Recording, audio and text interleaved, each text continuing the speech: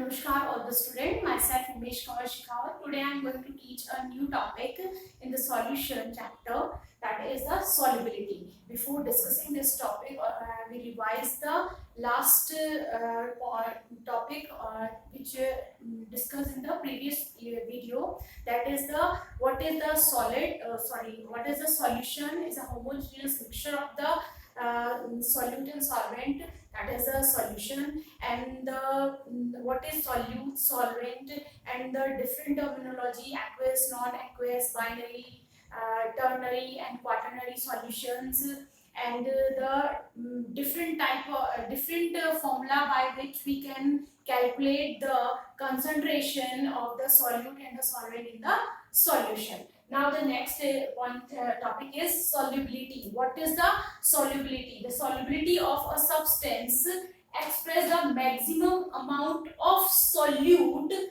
which can be dissolved in a specific amount of the solvent. It means that how much amount of solute dissolved in the a specific amount of solvent. Now the solubility of solid in a liquid. हम solubility की जब बात करते हैं तो solubility different type के solutions में देखेंगे, जैसे solid in a liquid, gas in a liquid. So first point is the solubility of solid in a liquid. Now what is the solubility of solid? Maximum amount of solute which is present in a gram. Okay, solute कैसा होगा? Solid होगा, so gram में ले करेंगे.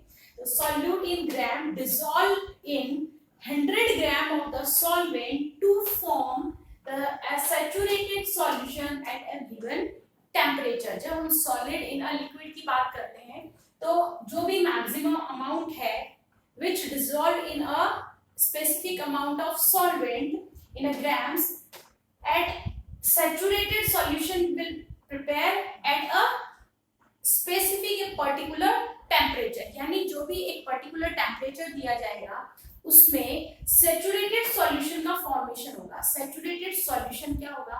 जैसे हम sugar को water में डिसॉल्व कर रहे हैं, तो शुगर को जब हमने माना 100 ml हमने वाटर लिया और हम उसमें शुगर स्टार्ट करा, तो मैक्सिमम अमाउंट ऑफ शुगर जो उसमें डिसॉल्व होता जा रहा है हम उसमें पुट किए जा रहे हैं, और अब माना 20 ग्राम उसमें डिसॉल्व हो गया, बट अब जैसे हम 20 ग्राम से ऊपर उसमें अमाउंट शुगर का ऐड करते हैं तो क्या होगा, वो उसमें अब डिसॉल्व नहीं होगा. यानी at a fix temperature, at a particular temperature जो मैक्सिमम अमाउंट ऑफ शुगर था, that is sugar as a solute, dissolve in a specific amount of solvent that is 100 ml या 100 ग्राम, तो उस कंडीशन में ये उसकी सॉल्युबिलिटी है. और ये जो सॉल्यूशन प्रिपेयर हुआ है उसे हम क्या बोलेंगे? Saturated solution. अब जैसे ही हम उसे उससे ज्यादा अमाउंट को उसमें डिसॉल्व करने की कोशिश करेंगे, शुगर का अमाउंट उसमें ज्यादा डालेंगे, तो क्या होगा, वो अनसैचुरेटेड सॉल्यूशन का फॉर्मेशन हो जाएगा, यानी वो उसमें अब घूमता हुआ दिखाई देगा. तो दैट इज द सैचुरेटेड और अनसैचुरेटेड. सॉल्यूट प्लस सॉल्वेंट, जब सॉल्यूट और सॉल्वेंट मिलते हैं तो जब सॉल्यूशन का फॉर्मेशन होता है, the process of formation of solution from the solute and solvent is called as dissolution. कहने का मतलब है नमक को पानी में डाला, नमक उसमें डिसॉल्व हो गया, तो इस प्रोसेस को क्या कहेंगे? डिसॉल्यूशन. एंड अगेन सॉल्यूशन से क्या होगा? Solute separate from the solvent. जैसे हमने नमक को पानी में डाला, डिसॉल्व किया, अब हमने उसको वापस से वेपोराइज करवा दिया, हीट किया, तो क्या होगा?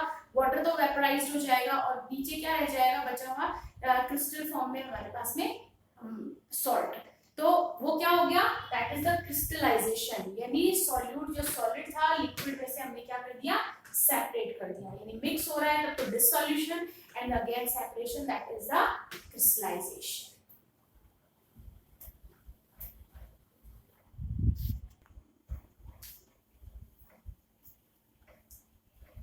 Now the next point is the solid in a liquid, the solubility. Factors affecting the solubility of a solid in a liquid. यानी solid को जब हम liquid में soluble कर रहे हैं, उसको solid को उसमें put कर रहे हैं, तो उस condition में जो solubility है solid in a liquid में, उसमें कौन कौन से factors हैं जो solubility को affect करते हैं. यानी कुछ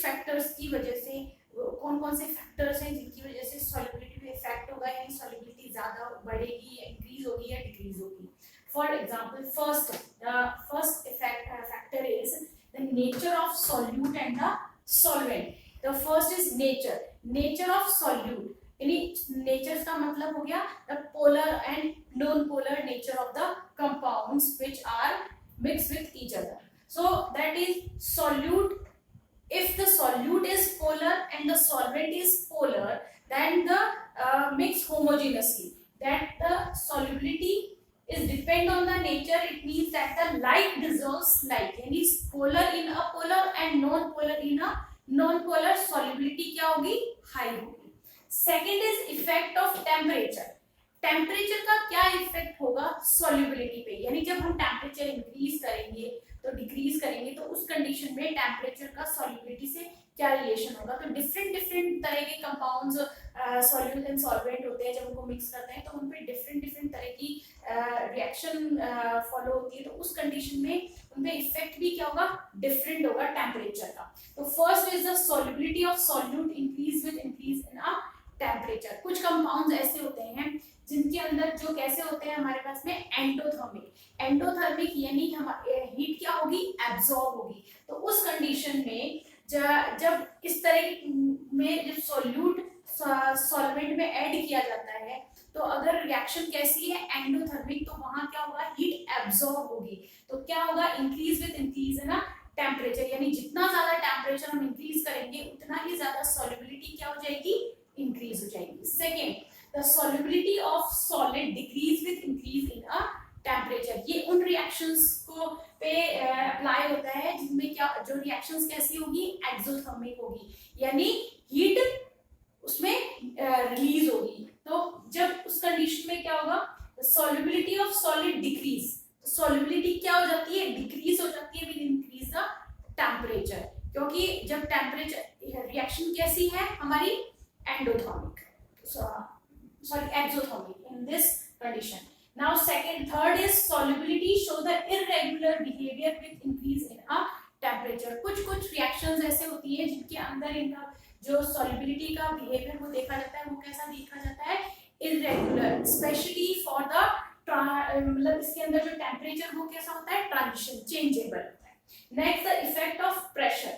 जब हम बात करते हैं solid in a liquid की, तो उस कंडीशन में प्रेशर की अगर हम बात करें तो प्रेशर किस पे अप्लाई होता है, कंप्रेसिबिलिटी पे इफेक्ट डिपेंड करता है. तो कंप्रेसिबिलिटी की बात करें तो सॉलिड कैसे होते हैं, इनकंप्रेसिबल और लो कंप्रेसिबल, और ये कह सकते हैं not compressible. But apply on the liquid and gas are highly compressible comparison to liquid. तो यहाँ पे जब सॉलिड इन लिक्विड, जब सॉलिड लिक्विड में मिक्स होगा तो उस कंडीशन में हम क्या कहेंगे, इफेक्ट ऑफ प्रेशर क्या होगा सॉल्युबिलिटी पे, नो इफेक्ट, या ये कहें very small effect due to the highly incompressible nature of the solid solute.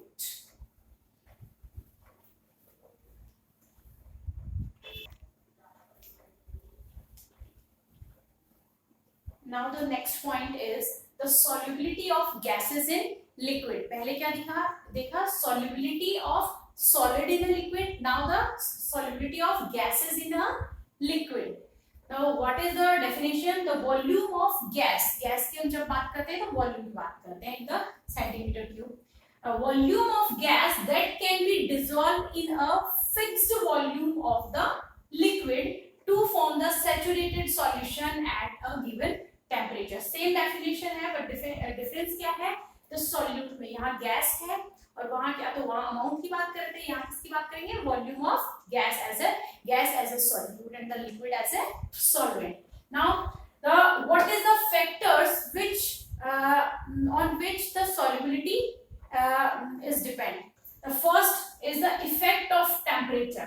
Effect of temperature, when gas dissolve in a liquid, then what is the effect of temperature? तो उस condition में solubility increase होगी या decrease होगी. तो that is first effect of temperature, that solubility decreases with increases temperature. For simple example is, हम जब पानी को उबालते हैं, घरों में कहते हैं पानी उबाल के फिर पीना चाहिए उसको ठंडा करके.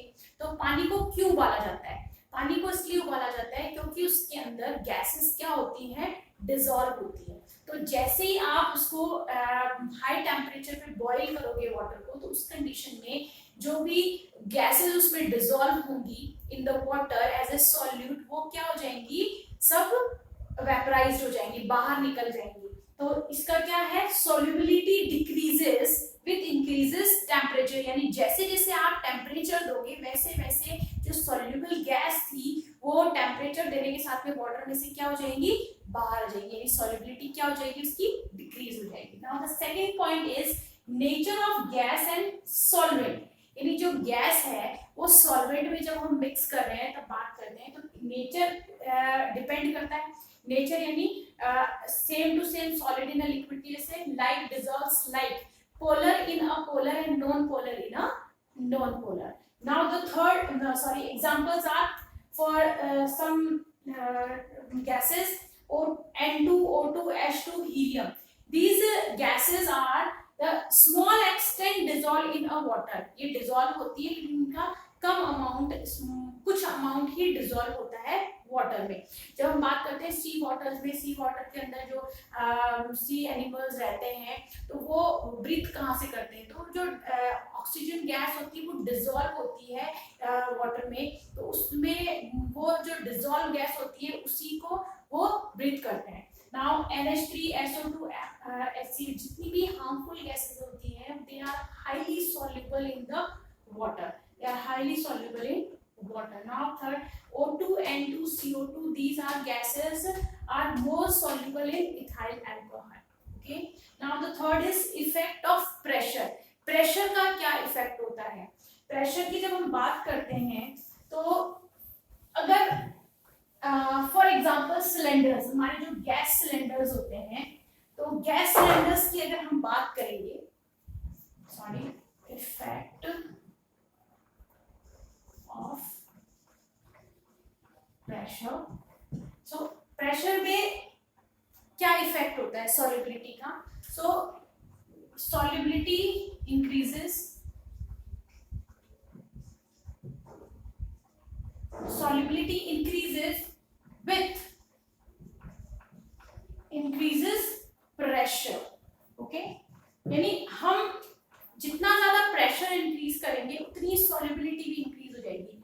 फॉर एग्जांपल हम जब बात करते हैं, इसमें हमारे पास में लिक्विड है, हमने इसमें गैस फिल कर दी और उसके ऊपर ये हमारे पिस्टन लगी हुई है, तो इसमें ये हमारे गैस पार्टिकल्स हैं, इनको मैं अलग शेप दे रही हूँ, और ये है हमारा लिक्विड। तो उस कंडीशन में जैसे जैसे आप पिस्टन को उस पे प्रेशर अप्लाई करोगे ऑन द पिस्टन, तो उस कंडीशन में धीरे धीरे ये जो गैस पार्टिकल्स हैं वो क्या हो जाएंगे, soluble in the liquid. It means that the is directly proportional, solubility is directly proportional to the pressure.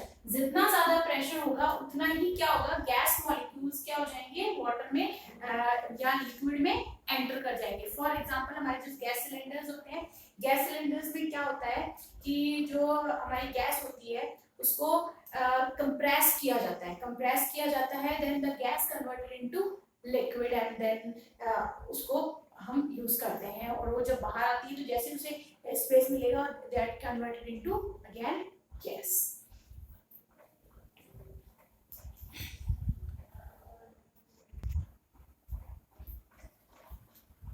Now today's homework is the question number 1. Explain the solubility rule like dissolve like in term of intermolecular forces that exist in the solutions. Now second question is explain the effect of pressure on solubility of gases in a liquids. Thank you.